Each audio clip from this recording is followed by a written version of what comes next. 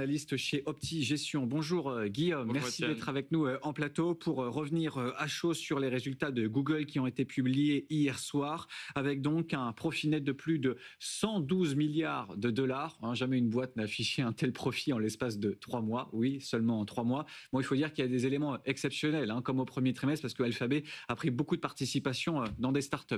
On ne va pas se laisser avoir par la participation dans SpaceX et Anthropic, surtout Oui. que je trouve qu'il y a une très mauvaise nouvelle pour l'investisseur chez Google ce trimestre aussi. C'est que c'est la première fois qu'il ne nous laisse rien, avec un free cash flow négatif.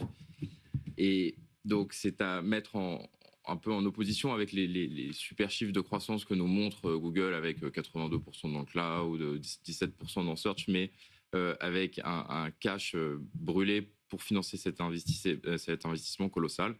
Alors, on sait que ça devrait, sur les trimestres d'après, revenir, puisque la rentabilité, en tout cas en termes de free cash flow, va revenir.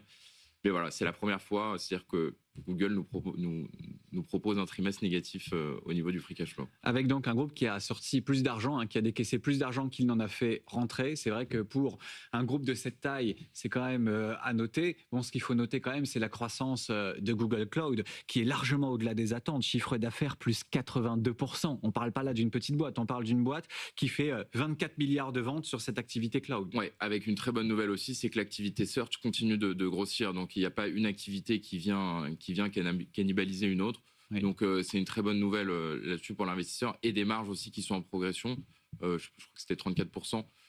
Donc, c'est une bonne nouvelle. La deuxième bonne nouvelle aussi à tirer des résultats de Google, quand on regarde les chiffres d'un hyperscaler en ce moment, c'est ça qu'on regarde. C'est donc le montant de CAPEX qui, lui aussi, est rehaussé de 15 milliards. Ce qui est une bonne nouvelle pour les détenteurs, pour ceux qui détiennent toute l'activité pelle et pioche, de NVIDIA jusqu'à SK Hynix, même si, vous le disiez, les résultats d'ST Micro ne montrent pas, mais pour le reste, c'est une bonne nouvelle. Comment aujourd'hui vous vous placez dans cet environnement de l'intelligence artificielle avec, c'est vrai, des chiffres qui sont juste affolants, 112 milliards de profits, un groupe qui vous dit finalement on ne va pas investir entre 180 et 190 milliards cette année, mais entre 195 et 205, on est quand même sur un autre monde. Alors ça se passe plutôt bien quand même pour Alphabet. Le titre gagne 8% depuis le début de l'année. Par exemple, Microsoft, il ne faut pas en dire autant.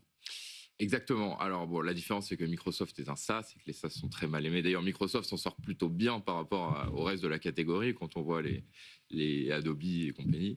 Je pense qu'il faut investir un peu partout parce que on sait que les CAPEX devraient se stabiliser enfin, ça ne va pas continuer à croître de manière exponentielle comme aujourd'hui.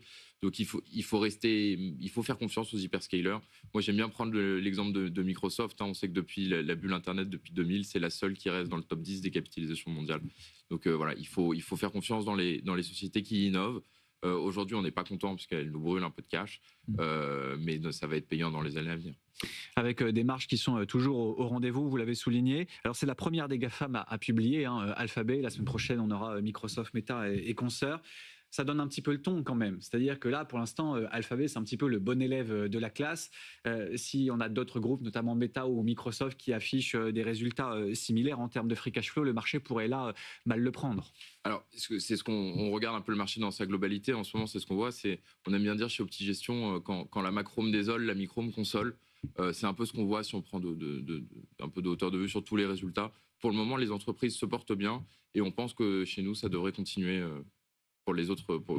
Et on aura l'occasion de débriefer avec vous la semaine prochaine la fin de ces résultats des GAFAM. Donc le coup d'envoi, c'était hier soir. Et puis vous aurez encore différents de résultats, notamment en milieu de semaine prochaine. Merci beaucoup, Guillaume Louet, de nous avoir accompagnés ce matin.